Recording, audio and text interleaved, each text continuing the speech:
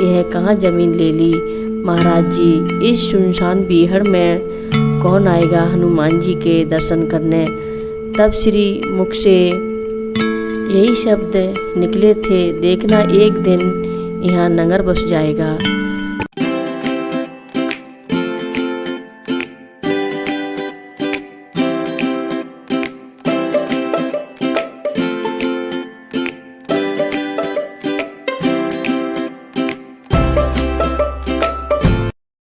रक्षा सूत्र चैनल पर सभी भक्तों का स्वागत है। हम सभी भक्तों को महाराज जी की अद्भुत पावन कथाएं सुनाने जा रहे हैं। कृपया सभी भक्त ध्यान से सुने। वर्ष 1944 में प्रथम बार ही श्री माँ ने बाबा जी महाराज के नैनीताल में एक भक्त श्री राम सहाय जी के घर में दर्शन किए। तभी महाराज जी ने श्री माँ को अपने पास बुलाकर धीरे से कहा था, तेरे लिए वृंदावन में कुटी बनवाऊंगा। अपने इस कथन के साथ ही मानो महाराज जी ने तभी ही अपनी लीलाओं से संबंधित भविष्य के अनेक घटनाक्रमों में अपने और श्री माँ के एकीकृत महायोग को अनावृत कर दिया। यद्यपि महासमाधि के पूर्व यह तथ्य गौड़ ही रहा। तब हाल में ही विवाह सूत्र में बंधी श्री माँ भी बाबा जी की इस रहस्यमयी वाणी को ना समझ सकी थी, परंतु त्रिकालदर्शी बाबा जी को तो भविष्य के सभी घटनाक्रमों का पूर्ण ज्ञान था। और फिर उनका सिद्ध कथन कैसे अकारत होता।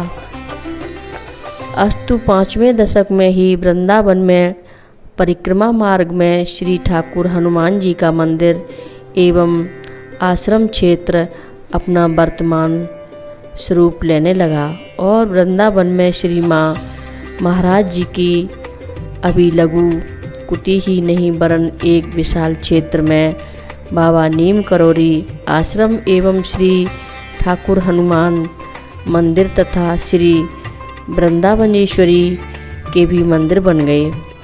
8वें दशक में ही श्री माँ महाराज जी की उक्त लघु कुटी को श्री केहर सिंह जी द्वारा एक भव्य एवं विस्तृत सी कुटी का रूप दे दिया गया, जहाँ श्री माँ दिन भर के विभिन्न प्रकार के श्रम के उपरांत कुछ एकांत में विश्राम ले सकें, दिन में भी और रात में भी। इस प्रकार बाबा जी का माँ हेतु कुटी बनाने का उक्त कथन महाराज जी की ही इच्छा शक्ति से साकारता प्राप्त कर गया।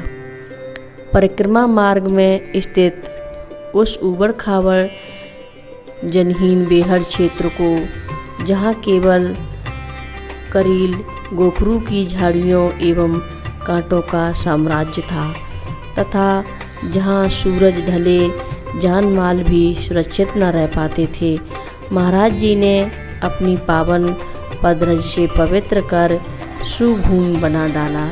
भूमि की स्थिति ऐसी थी कि जब श्री माँ ने प्रथम बार उसे देखा तो सहसा उनके मुंह से निकल गया, यह कहाँ ज़मीन ले ली। महाराज जी, इस सुनसान बीहड़ में कौन आएगा हनुमान जी के दर्शन करने। तब श्री मुख से यही शब्द निकले थे, देखना एक दिन यहाँ नगर बस जाएगा।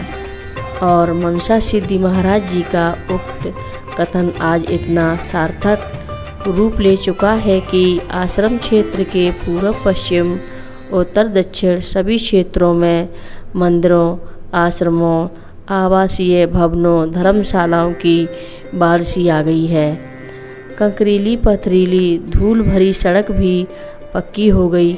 मंदिर बनते ही स्वयं आश्रम ही इन मिनी नगर के मध्य में आ चुका है।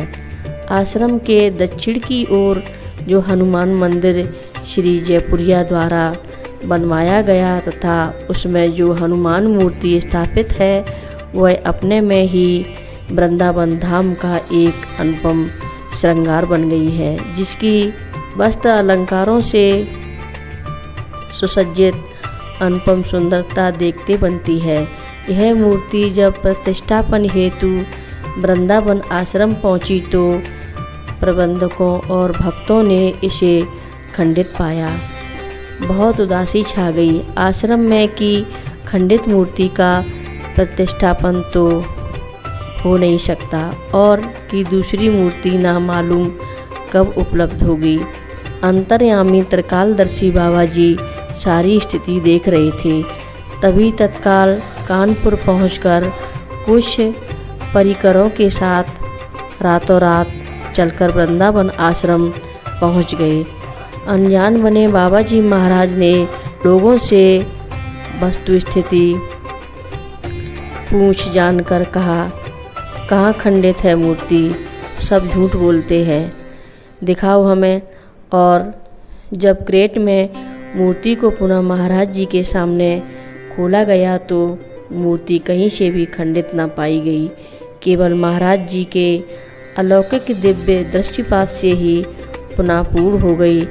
अब तो उसके प्रतिष्ठापन हेतु कोई भव्य धाम बचा न रहा।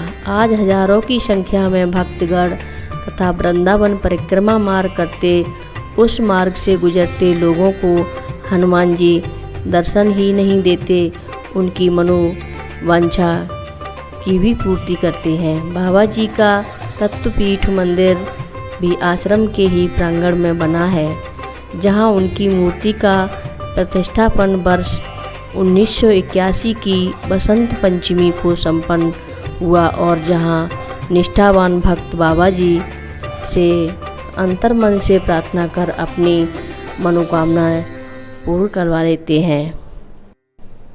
बाबा जी की कथाएं सुनने के लिए रक्षा सूत्र चैनल को अवश्य भक्तगण सब्सक्राइब करें, लाइक करें और शेयर करें।